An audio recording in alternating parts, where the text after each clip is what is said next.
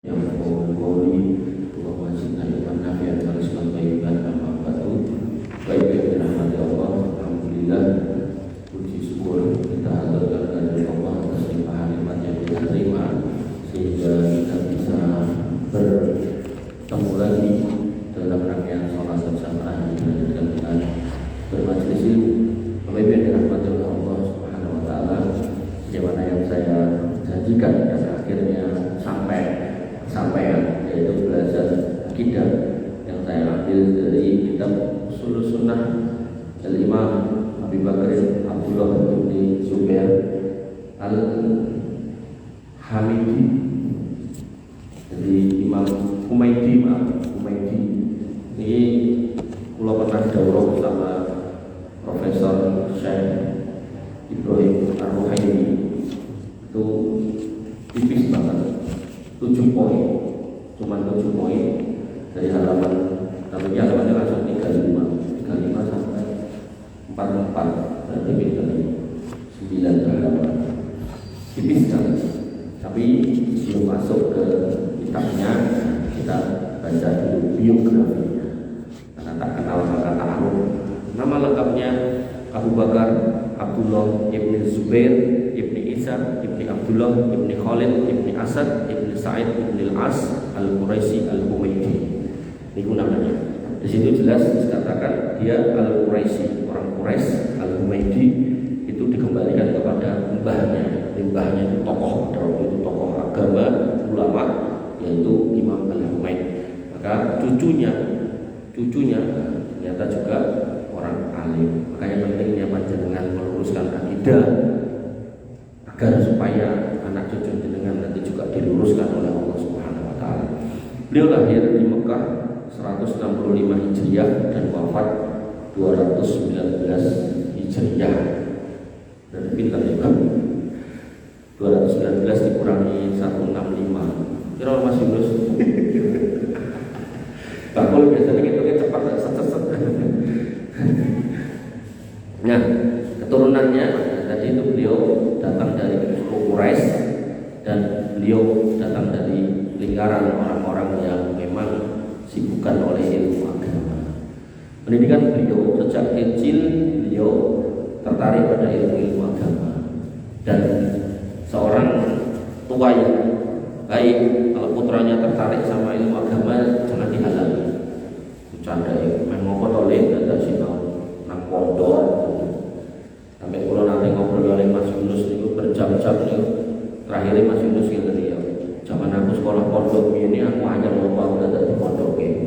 Ini barang saya aku seperti tua ini aku tadi senang dan bersyukur. Biar kalau aku tahu juga kok di pondok. Ya tuh Mas Yunus. Ngarang oh aja.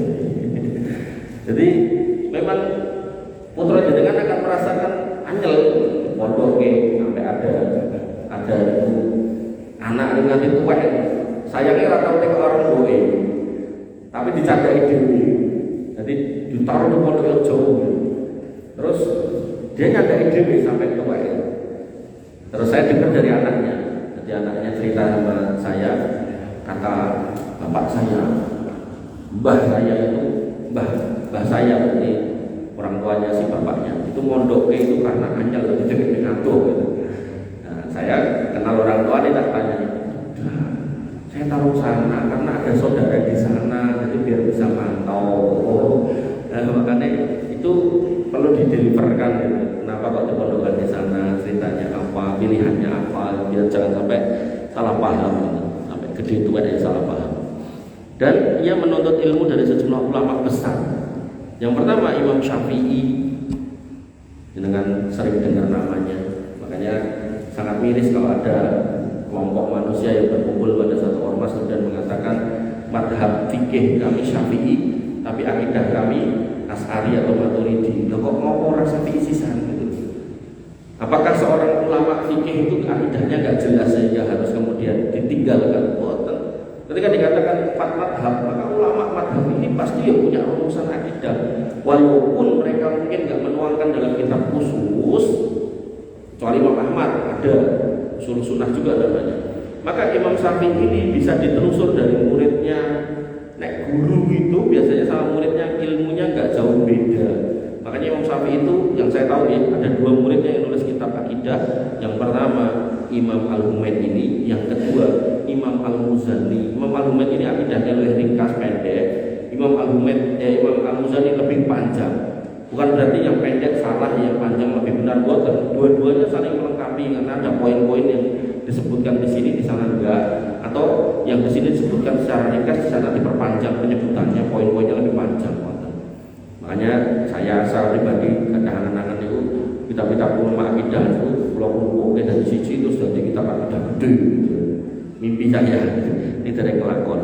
Kemudian yang kedua, guru beliau adalah Sufyan bin Uyainah. Ini juga seorang ulama besar, ahli hadis di Mekah pada zamannya dan terkenal namanya. Makanya dulu ketika pada zaman itu ada Sufyan bin Uyainah, ada Sufyan As-Sauri. Makanya orang itu kalau punya berpendapat, email sopo Sufyan Uyainah, kalau udah nyebut gitu, udah selesai gitu. Karena emang ini orang punya apa ya istilahnya, kredibilitas keilmuan, jadi nggak sembarangan. Kemudian guru beliau lagi yaitu Abdul Razak bin Hamad As-San'ani, Imam Al-San'ani. Itu juga terkenal dengan sering nyimak kajian-kajian, sering dikatakan pendapat Imam As-San'ani. Kemudian Fudail bin Iyad ini ulama terkenal juga. Jadi guru-gurunya keren-keren, muridnya agak kalah keren. Yang pertama Imam Al-Bukhari, ini nulis kitab akidah. Dan Imam Al-Bukhari dalam nulis akidah ini pembukaannya yang sangat cantik. Dia mengatakan, saya sudah berjalan pada banyak kota, saya temui 1000 lebih guru ulama dan mereka sepakat pada poin 1, 2, 3, 4, 5 akidah Al-Bukhari. Makanya ada orang ngambil hadis Bukhari tapi akidahnya cukup wong Syiah, aneh. Kemudian Imam Muslim juga murid beliau, Imam Tirmidzi juga, Imam Ad-Darimi juga. Nah, Bapak Ibu yang dirahmati oleh Allah Subhanahu wa taala, ujian ulama juga banyak. Imam Syafi'i mengatakan bahwasanya dia Al-Humaidi adalah orang yang paling berilmu tentang kitab di Mekah. Jadi Imam Syafi'i memuji. Kalau Imam Syafi'i memuji, kita ngambil ilmunya, insya Allah aman terkendali. Imam Ad-Dahabi juga mengatakan yang serupa. Al-Humaidi adalah imam besar, ahli dalam hadis dan fikih. Ia adalah pemimpin kaum Quraisy pada masanya, ahli hadis dari kalangan Mekah dan sahabat serta murid terdekat dari Imam Asy-Syafi'i. Kemudian Ibnu Hajar Al-Asqalani juga memuji Al-Humaidi adalah orang yang terpercaya atau sikoh, seorang imam yang kuat dalam ilmu hadis, perawi hadis yang handal dan memiliki banyak karya besar dalam menyebarkan ilmu hadis dan fikih. Imam Al-Bukhari sebagai muridnya juga memuji bahwasanya Al-Humaidi memiliki kedudukan yang tinggi di dalam ilmu hadis di mata para murid-muridnya dan sangat diakui kualitasnya. Kemudian Al-Baghdadi, Al-Khatib Al-Baghdadi juga memuji beliau adalah seorang ulama besar dari kalangan ahli hadis yang terpercaya, memiliki banyak karya dalam bidang hadis, fikih dan akidah. Dia adalah pilar utama dalam menyebarkan hadis di negeri Hijaz. Hijaz itu Mekah dan Madinah. As-Sayrozi juga memuji pemuka para ahli hadis di masanya, salah satu perawi paling terkemuka, menyebarkan fikih Syafi'i di Hijaz dan dikenal dengan kejujuran dan kecepatannya dalam meriwayatkan hadis. Jadi dari tadi kalau menyimak dipuji, dikaitkan dengan gurunya Imam Syafi'i dan dikaitkan dengan ilmu fikih, tapi kitabnya kitab akidah, tidak ada masalah. Karena yang namanya ahli fikih itu harusnya akidahnya lurus. Gampangnya kita dengan sholat pun benar, yang nanti nggak boleh berbuat kesyirikan. Itu kan sinkron, nggak bisa dipertentangkan. Aku yang sholat mas, tapi nih tanggal 1 Suro yang buat saja gunung ini gunung ini, nah itu nggak benar nih gitu. Sing benar, kita sholat benar secara fikih, kita akidah juga harus benar. Jadi jangan sampai kemudian dengan gagal paham, bahwa itu orang ahli fikih, berarti orang ahli akidah. Yang namanya al-faqih itu gak cuma soal fikih sebenarnya, tapi semua soal urusan agama dia ngerti. Imam Ibnu Katsir, pengarang tafsir Ibnu Katsir juga mengatakan hal yang serupa. Dia adalah salah satu ulama hadis terkemuka, seorang yang memegang teguh ajaran sunnah dan memiliki banyak murid besar termasuk Al-Bukhari dan Imam Muslim. As-Subki mengatakan kalimat yang serupa. Dia adalah ulama yang sangat terhormat, murid terbaiknya Imam Syafi'i yang memegang teguh ajarannya, dan dia memiliki integritas yang tinggi dalam meriwayatkan hadis dan menjaga warisan fikih Syafi'i.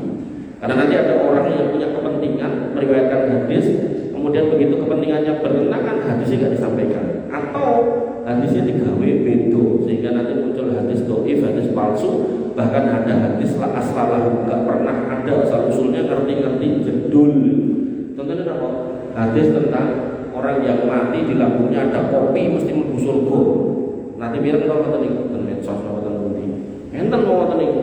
Jadi orang yang di mulutnya atau di lambungnya ada kopi, bekas kopi pasti mlebu surga. Wah, akhirnya nek ora sak salat nongkrong wae ning angkringan. Ngoten nggih, enggak ada hadisnya gitu. Kemudian Al-Lalakai ini juga ini pengarang kitab akidah yang sangat besar. Dalam Syarhul I'tiqad Ahlussunnah wal Jamaah. Jadi kitab Imam Al-Lalakai ini kitab akidah yang paling tebal. Itu di dalamnya beliau sering mengutip pendapat Al-Humaydi. Bapak Ibu yang dirahmati oleh Allah Subhanahu wa taala, niku ujian para ulama. Lalu posisi beliau di dalam ilmu akidah, Al-Humaydi adalah salah satu ulama yang mengikuti prinsip ajaran akidah Ahlussunnah wal Jamaah yang turun-temurun dari sejak para nabi, para sahabat, tabi'in dan tabi'ut tabi'in. Dan Al-Humaydi menolak penafsiran yang berlebihan terhadap sifat-sifat Allah. Jadi ada orang-orang yang menafsirkan sifat-sifat Allah itu dengan tafsir-tafsir yang sakarnya sendiri, maka beliau tidak mau. Dan menekankan agar umat Islam memahami sifat-sifat tersebut sebagaimana adanya tanpa menyerupakannya dengan makhluk. Nanti insya Allah kita bahas. Dan nama kitab beliau disebut Ushulus Sunnah. Tipis banget, Ushulus Sunnah, tipis banget. Dan kitab ini menguraikan prinsip-prinsip dasar akidah Ahlussunnah wal Jamaah, khususnya terkait sifat-sifat Allah. Jadi para ulama itu bikin kitab itu berdasarkan kondisi pada zamannya. Kondisi zamannya itu ada orang yang nyeleneh bidang apa, oh ini disusun kitabnya untuk membantah. Dan orang-orang seperti ini akan terus ada sampai hari kiamat. Nah, tinggal kita mau mempelajari apa enggak. Kadang kita nggak mempelajari kitab-kitab itu, akhirnya yang terjadi begitu ada orang cerita, saya selalu ulang-ulang, Nabi ini Isra Mi'raj sekali seumur hidup, tapi nek guruku 70 sedina gitu kan.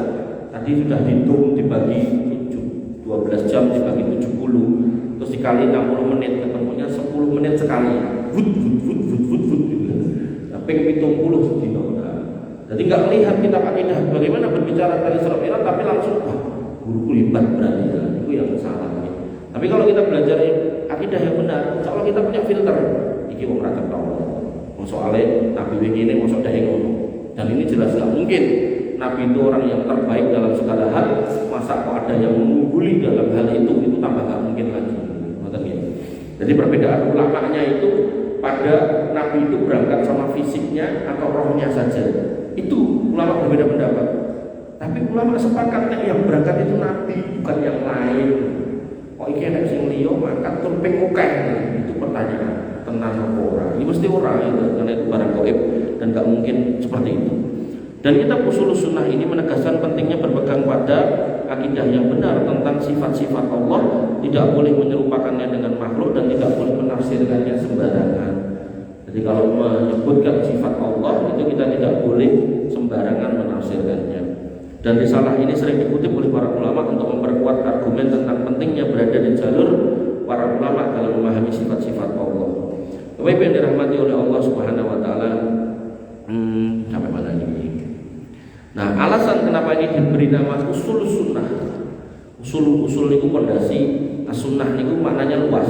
Bisa bermakna sunnah itu wajib sunnah, bisa bermakna sunnah itu agama, bisa bermakna sunnah itu prinsip dasar. Makanya usul sunnah ini pondasi dalam beragama. Yang pertama karena menekankan prinsip-prinsip dasar akidah Ahlussunnah wal Jamaah, makanya disebut usul sunnah. Yang kedua digunakan untuk mengokohkan pentingnya berpegang pada as-sunnah untuk memahami akidah. Makanya akidah itu kalau dikembalikan kepada Al-Quran dan Sunnah aman. Tapi kalau dikembalikan kepada kila wakola, ceritanya cerita, omongannya si kaya si kui, maka nggak akan pernah ketemu titik temunya. Mesti akan berbeda-beda tiap orang. Kemudian yang ketiga sebagai bantahan atas penyimpangan. Jadi nanti di bab-bab terakhir itu ada pembahasan tentang Mu'tazilah dan tentang orang Khawarij. Yang keempat, mengikuti tradisi penamaan para ulama salaf, di mana para ulama itu banyak menamakan kitab akidah itu dengan usul sunnah, termasuk Imam Ahmad bin Hanbal itu menamakan kitabnya juga usul sunnah. Kemudian ada Imam Al-Lalikai tadi, Sarhu I'tiqad Usul I'tiqad Ahlus Sunnah, jadi lebih panjang, Sarhu Usul I'tiqad Ahlus Sunnah. Kesimpulannya, usul sunnah dipilih karena kitab ini bertujuan untuk menjelaskan prinsip-prinsip dasar akidah yang benar ahlu sunnah. Bapak Ibu yang dirahmati oleh Allah Subhanahu wa taala. Lalu, apa alasan Imam Al-Humaydi menyusun kitab ini? Yang pertama, menjaga kemurnian akidah ahlu sunnah wal jamaah.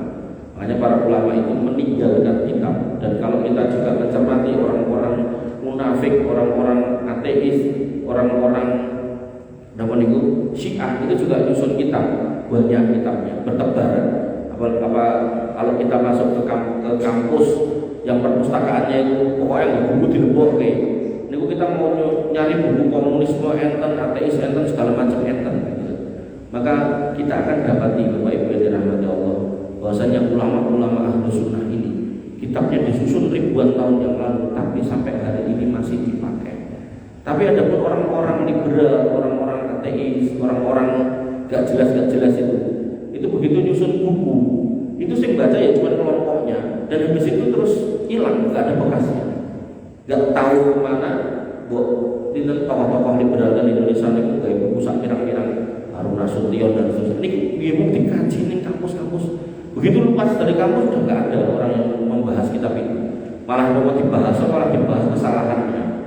Terus nomor sinten tokoh-tokoh kayak Ulil Absor itu juga saat ini dia malah sudah kembali ke jalur ngaji kitab yang dibaca sekarang, kitab Al-Ihya dari karya sinten Al-Ghazali. Dulu dia enggak membahas bagaimana agama ini begini dan begitu, tapi dari sisi liberal itu juga tulisannya nggak hilang. Makanya jenengan jangan menyibukkan diri dengan baca tulisan-tulisan orang-orang gak jelas itu, karena waktu kita itu terbatas. Ketika dengan membaca tulisan-tulisan gak jelas itu, maka jenengan akan teralihkan dari membaca yang baik. Sebagaimana halnya gelas atau botol niki, begitu niki kosong, maka ada peluang untuk diisi. Nah, tergantung yang isi. Nah, yang isi piye bener ya diisi banyu sing bener, tapi nek piye ra cetha ya diisi banyu ra cetha. Makanya kita dapati bodoh-bodoh putih, kadang di sini bukan banyu putih tapi cium konan. Makanya tergantung yang isi. Bapak Ibu yang dirahmati oleh Allah Subhanahu wa taala. Kemudian yang kedua, melawan penyimpangan akidah. Makanya di dalam kitab ini juga disebutkan tentang Mu'tazilah, Jahmiyah, Qadariyah dan Khawarij. Nah, nanti insyaallah ada. Kemudian memberikan panduan kepada umat Islam untuk terus berpegang pada akidah yang benar dan mempertahankan tradisi generasi yang solid untuk terus berada di akidah yang benar dan menegaskan pentingnya berpegang pada Al-Quran dan Sunnah. Beliau wafat pada tahun 219 Hijriah di Mekah, dimakamkan di kota kelahirannya, dan beliau dikenal sebagai salah satu ulama besar yang berjasa menjaga dan menyebarkan hadis-hadis Nabi SAW serta fatwa as-Syafi'i. Nah, poin-poinnya apa? Nah, saya bukakannya. Baik yang dirahmati oleh Allah Subhanahu wa taala, poin-poinnya yang pertama saya bacakan matanya dulu, nanti minggu depan kita bahas satu persatu. Beliau mengatakan as-sunnah indana, yang namanya prinsip sunnah akidah pada sisi kami, menurut kami, ayyumina rajulu bil qadar, seorang itu harus beriman kepada takdir, khairihi wa syarrihi, baik yang baik maupun yang buruk, khulwihi wa murrihi, baik yang manis maupun yang pahit, sing enak atau ora enak, pokoknya itu takdirnya Gusti Allah. Kalau memang harus terjadi, pasti terjadi. Artinya kalau kita melihat kadang-kadang ada orang itu nggak paham ini dan melihat wah Palestina kok ngono gitu kan, kok Allah nggak adil, bahasa-bahasa macam itu buatan. Justru itu adalah kuasa Allah untuk menjadikan mereka mungkin ulama mayoritas penghuni surga dengan jalur mati syahid. Sebagaimana Allah pernah lakukan hal itu di Aceh, 250.000 lebih kaum muslimin meninggal kena tsunami. Ya kita sedih, tapi jangan kemudian membahasakan itu diadab. Betul, itu orang Islam, itu saudara kita. Kita berhusnuzon itu adalah cobaan dari Allah untuk menjadikan mereka orang yang mati syahid tanpa hisab, tanpa adab, bahkan bisa ngajak 70 anggota keluarganya masuk surga. Enak. Ning dunya kita menyedihkan, tapi kan mereka insyaallah enak. Wa ayya'lama anna ma asabahu lam yakun liyuhti'ahu. Meyakini bahwa apa saja yang ditulis dalam takdir akan pasti terjadi dan gak akan keliru, gak akan meleset. Wa anna ma akhta'ahu lam yakun liyusibahu, dan apa yang tertulis dalam takdir itu pasti akan menimpa setiap orang yang ditulis di situ. Usifulan kesandung, ya mesti kesandung. Usifulan untuk dit, mesti untuk dit. Jadi gak akan meleset. Makanya tadi saya dari ke Klaten itu ada mbah-mbah umur 83 tahun, masih sehat, masih seger. Ngobrol-ngobrol ada kalimat yang indah menurut saya. Urip kan anu to Mas, gari nglakoni apa sing wis digambar karo Gusti Allah. Bahasane ngoten. Wah, masuk ini. Akidahnya udah bener gitu. Umur 83 tahun akidahnya bener loh, Pak. Berarti itu kan perjuangan mempertahankan akidah sampai umur 83 tahun. Ning walaupun pas ngomong sama kula ini sambil ngerokok karena emang ya biayain desa to. Rokok nek wis rada penak macul, jadi masih seger, masih macul dan sambil luar biasa. Wa anna dzalika kullahu qada'un min Allah azza wa jalla, dan semua itu merupakan takdir dari Allah azza wa jalla. Kemudian pasal yang kedua, yang ke-7.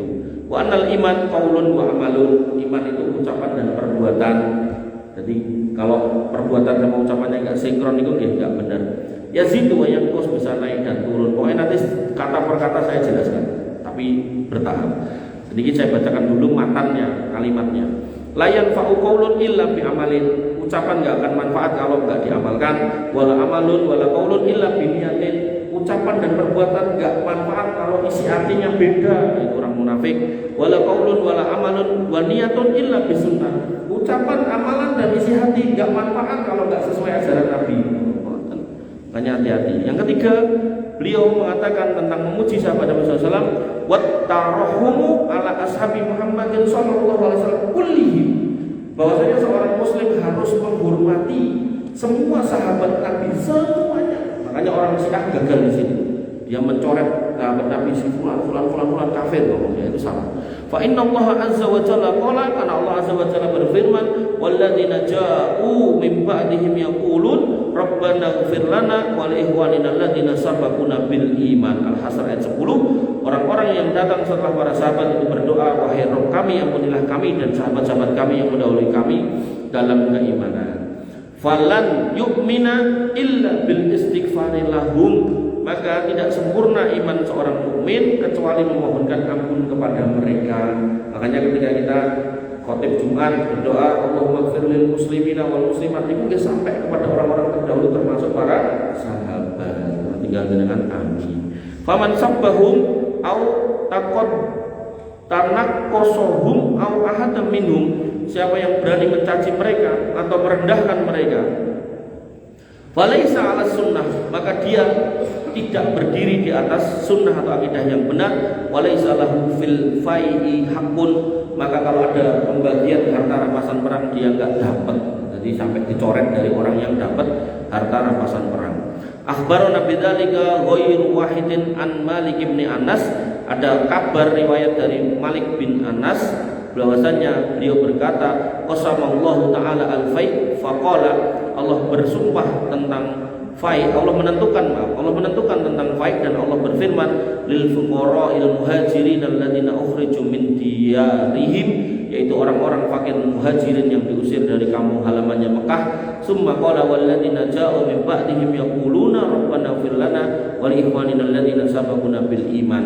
Yaitu Allah lanjutkan firman-Nya, orang-orang yang datang setelah mereka para sahabat kalau berdoa, ya Allah ampunilah kami dan saudara-saudara kami yang mendahului kami dari keimanan. Jadi faid, kemudian orang yang mendapatkan adalah orang yang mendoakan. Jadi orang kalau nggak mau mendoakan para sahabat, kalau ada bagi-bagi faid ini rampasan perang yang didapat tanpa perang, maka dia nggak boleh dikasih rampasan perang. Faman lam yakul hadza lahum, maka siapa yang tidak mendoakan mereka, falaisa mimman ju'ila lahul faid, maka dia tidak layak mendapatkan faid. Pasal yang keempat, wal Qur'an kalamullah, dan Quran itu kalamullah. Quran itu firman Allah. Sami'tu Sufyan yaqulu, aku mendengar Sufyan ibn Uyainah berkata, Al-Qur'anu kalamullah wa man qala makhluqun fa huwa mubtadi'un lan nasma' ahadan bi qaula yaqulu hada. Bahwasanya Quran itu kalamullah dan bukan makhluk. Siapa yang mengatakan Quran itu makhluk, dia adalah ahlu bid'ah sejati, dan kami gak pernah mendengar seorang pun dari kalangan ulama terdahulu yang mengatakan kalimat itu. Jadi Quran itu firman Allah bebas dari kekurangan. Tapi kalau ada yang mengatakan Quran itu makhluk, maka Quran itu mungkin ada kekurangan. Nah, ini perkataan kekufuran. Makanya pelakunya disebut mubtadi'un, pelaku bid'ah. Kenapa? Karena belum pernah ada yang ngomong sejak dulu omongan itu. Kemudian pasal yang kelima, Imam Al-Humaid mengatakan bahwasanya Sufyan berpendapat tentang definisi iman, al-imanu qaulun wa amalun wa yazidu wa yanqus, bahwasanya iman itu adalah ucapan dan perbuatan dan bisa bertambah dan berkurang. Qala lahu adkhuhu Ibrahim ibni Uyainah, lalu saudaranya berkata, ya Abu Muhammad, wahai Abu Muhammad, la taqul yanqus, jangan katakan iman itu bisa berkurang. Faghadab, maka Sufyan bin Uyainah marah. Jadi saudaranya mengatakan iman kira iso kelong, maka Sufyan bin Uyainah marah. Wa qala, Sufyan bin Uyainah berkata kepada saudaranya, uskut ya Sobiun, cah cilik menengok, ora mudeng menengok. Bal hatta la yabqa minhu syai', bahkan ada orang yang kemudian menyatakan sesuatu sampai menyebabkan imannya itu hilang, walaupun dia merasa masih muslim, tapi di mata Allah sudah enggak dianggap. Hati-hati. Kemudian yang keenam, tentang melihat Allah, wal iqraru birru'yati ba'dal maut. Seorang manusia itu prinsip kami akan melihat Allah setelah wafat. Jadi gak ada ceritanya orang melihat Allah sekarang. Makanya ada tokoh sufi Indonesia masih muda, sama Qur'ane Mas Yunus itu kan, cilik yang celokane Buya itu kan mbah-mbah. Itu mengatakan bahwasanya saya melihat Allah dalam kondisi terjaga. Wah, luar biasa. Niku nggih gurune akeh. Gurune akeh, muridnya akeh sing melu pengajian sufi-sufi. Pasal yang ketujuh menetapkan sifat Allah, wa man nataqa bihil Quran wal hadis. Kami enggak akan mengucapkan tentang sifat-sifat Allah kecuali itu disebutkan dalam Quran dan hadis yang sahih. Mislu, sebagaimana perkataan waqalatil yahudu yadullah maghlulah. Orang Yahudi mengatakan tangan Allah terbelenggu, ghullat aydihim, bahwasanya tangan mereka lah terbelenggu, dilaknatlah ucapan mereka, dan mereka tangannya terbelenggu, malah tangan mereka sendiri yang terbelenggu. Makanya di sini Sufyan Imam Al-Humaid, beliau enggak mau mengikuti langkah orang Yahudi yang menafsirkan sifat-sifat Allah sembarangan. Wa mislu, dan sebagaimana dikatakan lagi pada firman Allah Quran surat Az-Zumar ayat 67, was-samawatu matwiyatun biyaminih, bahwasanya langit pada hari kiamat akan dilipat dengan tangan kanannya. Maka kita enggak menjelaskan tangan itu seperti apa bentuknya dan seterusnya. Wa ma asbaha hadza minal Qur'an wal hadis, begitu juga ayat dan hadis sahih lain yang mirip dengan ini, maka la nazidu fihi wa la nufassiruhu, maka kami tidak menambahnya dan tidak menafsirkannya. Tangan Allah maksudnya gigi atau bentuknya gini ngono, maka kami enggak pernah melakukan itu. Naqifu ala ma waqafa alaihi al-Qur'an was sunnah, maka kami berhenti pada apa yang disampaikan pada Quran dan Sunnah, tidak kami tafsirkan. Wa naqulu, dan kemudian ada firman Allah yang lain, Ar-Rahmanu 'alal arsy istawa, Allah Ar-Rahman di atas arsy-Nya beristiwa. Wa man za'ama ghairu hadza fa huwa mu'attilun jahmiyun. Siapa yang berpendapat tentang sifat Allah harus ditafsirkan, maka inilah orang mu'attilah, orang yang membatalkan sifat Allah, jahmiyun, jahmiyah. Kemudian pasal yang ke-8 tentang dosa besar. Nah, ini kelakuan orang Khawarij. Wa alla naqula kama qalatil Khawarij. Dan saya jelaskan Khawarij itu detailnya siapa. Kami tidak berpendapat seperti pendapatnya orang-orang Khawarij yang berkata man asaba kabiratun faqad kafara. Siapa yang melakukan dosa besar maka dia telah kafir. Jadi nanti ada orang bunuh diri satu kampung, rasa didusi, wong kafir, wah ampun, ya. Karena yang namanya bunuh diri itu tidak menyebabkan orangnya keluar dari Islam. Kemudian wala takfiru bi syai'in minad dunub wa innamal kufru fi tarkil khams alladzi qala Rasulullah sallallahu alaihi wasallam bunyal Islam ala khamsin. Maka dosa-dosa besar umumnya tidak sampai menyebabkan kafir, akan tetapi menjadi kafir jika meninggalkan 5 perkara yang disebutkan oleh Nabi Muhammad SAW, yaitu Islam dibangun atas 5 perkara. perkara, yaitu syahadatun alla ilaha illallah wa anna muhammadan abduhu wa rasuluh. Jadi kalau ada orang nggak mau bersyahadat berarti kafir. Wa iqamis shalah, ada orang tak cekik urip ora tau salat, maka Imam Humaid berpendapat kafir. Wa itaiz zakat, ada orang yang Islam ning wegah bayar zakat, maka dianggap kafir sebagaimana Abu Bakar As-Siddiq memerangi mereka. Wa shaumi Ramadan, termasuk ada orang Islam yang belas wegah salat, wegah puasa, maka itu bisa dianggap orang yang syahadatnya batal. Wa hajjil bait, sugih ning wegah haji, anak hajjil bait man istata'a ilaihi sabila, mampu berangkat, enggak mampu ya enggak ada kewajiban. Kok mampu enggak mau berangkat, nah, maka bisa membatalkan syahadat menurut Imam Humaid. Fa amma salah satu minha wala yunadharu tarikuhu. Adapun tiga yang pertama enggak ada perselisihan pendapat tentang orang yang meninggalkannya bahwa dia kafir, yaitu satu siapa? Man lam yatashahhad, tentang orang yang enggak mau bersyahadat dia kafir, walam yusolli, yang tidak sholat dia kafir, walam yasum, yang tidak puasa dia kafir. Li'annahu la yu'akhkharu say'un min hadha an waqtihi, karena waktu pelaksanaan perkara ini tidak boleh ditunda. Kemudian wala yujzi'u man qadahu ba'da tafridihi fihi amidan an waqtihi, dan kemudian tidak sah orang yang mengkodoknya setelah meremehkan waktu pelaksanaannya dengan sengaja. Jadi ketika dulu gak puasa, terus habis itu dia mau memperbaiki, menurut Imam Humaid sudah gak ada kodok kalau dulu ditinggalkan dengan sengaja. Begitu pula orang yang dulu gak sholat, itu gak ada kodok sholat yang ditinggalkan pada masa muda. Walaupun nanti dalam fikih ada perbedaan pendapat di sini. Tapi prinsipnya yang tiga yang pertama ulama sepakat orang-orangnya bisa murtad dalam Islam kalau kemudian meninggalkannya. Fa'ammaz zakah, kata beliau, adapun zakat, famata ma'addaha ajza'at anhu kawakana asiman fil habsi. Adapun zakat kapanpun ia menunaikannya maka sah, tetapi ia berdosa jika menahannya. Jadi beliau tidak menyampaikan kalau zakat itu ulama sepakat tentang kekafirannya, tapi sebagian, sebagaimana Abu Bakar memerangi orang yang tidak bayar zakat. Wa ammal hajj faman wajaba alaih, adapun haji siapa yang sudah terkena kewajibannya, wa wajada as-sabila ilaih, dan mampu menjalankannya ke sana, wajaba alaih, maka wajib baginya. Wala yajibu alaihi fi amihi dzalika hatta la yakuna lahu minhu hudud, dia tidak wajib menunaikan haji pada tahun tertentu kecuali memang harus melaksanakannya. Artinya kalau memang sudah mampu ya dilakukan, kalau sudah ya sudah. Tapi nek mau lagi enggak apa-apa, tapi enggak wajib. Kemudian mata addahu kana muaddiyan walam yakun asiman fi ta'khirihi idza addahu. Kapanpun ia melaksanakannya maka ia dianggap telah melaksanakannya, maka ia tidak berdosa jika menunda pelaksanaannya. Oh mampu umur 30 tahun duit sugih, tapi kalau ditunda maka nanti 40 enggak apa-apa. Tapi kalau sholat mampu umur 30 enggak sholat, maka selama dia enggak sholat itu bermasalah imannya. Nah kemudian kamakana asiman fiz zakat, sebagaimana menunda zakat itu juga dosa, li'anna zakatu haqqul muslimin masakina habsahu alaihim, karena yang namanya zakat itu hak kaum muslimin yang miskin. Wa kana asiman hatta wasala ilaihim, maka dia berdosa sampai menunaikannya. Misal dari umur 30 dia punya kewajiban zakat kok ditunda, dilaksanakan di 40, maka harusnya dihitung itu sejak 30 yang lalu tuh tapi berapa zakat dibayar di 40 gitu. Wa ammal hajju fakana fima bainahu wa baina rabbih idza addahu faqad ada.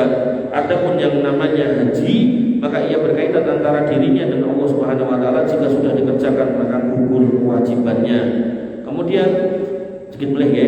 Wa in huwa mata wa huwa wajibun mustati'un wa lam yahujj fa sa'ala raj'ata ila dunya ayyahujja, maka jika ia mati belum haji padahal ia mampu dan mapan, maka kelak ia akan dikembalikan, ia akan meminta untuk dikembalikan ke dunia untuk haji, bentuk penyesalan, tapi sudah tidak mungkin. Wa yajibu li ahlihi, maka wajib buat anak turunnya ayyahujju anhu, untuk menghajikan orang tuanya yang belum haji. Wa narju ayyakuna dzalika muaddiyan anhu, dan kami berharap hal itu bisa menggugurkan kewajibannya, namanya batal haji. Kama laukana alaihi dainun faqudiya anhu ba'da mautih, sebagaimana utang orang tua yang belum dilunasi, maka anaknya punya kewajiban untuk melunasinya. Wallahu a'lam. Ini 8 poin tentang akidah Ahlussunnah wal Jamaah yang disampaikan oleh Imam Al-Humaid. Matanya sudah saya bacakan. Insya Allah pekan depan kalau Allah berikan umur kita panjang dan bisa bertemu, akan saya jelaskan satu-satu sampai selesai. Jadi 8 berarti 8 minggu, berarti 4 bulan. 2 bulan. Kurang lebihnya saya mohon maaf. Alhamdulillah subhanahu